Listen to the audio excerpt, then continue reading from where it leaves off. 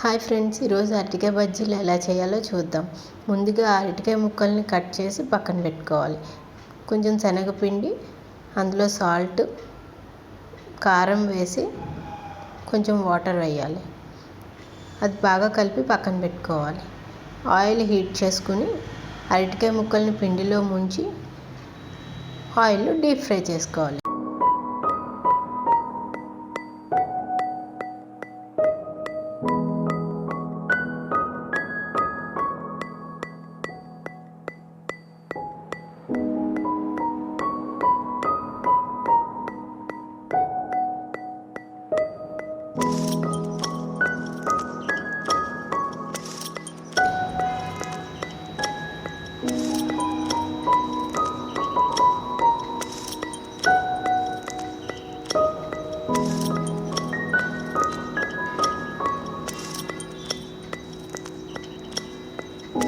golden brown వచ్చాక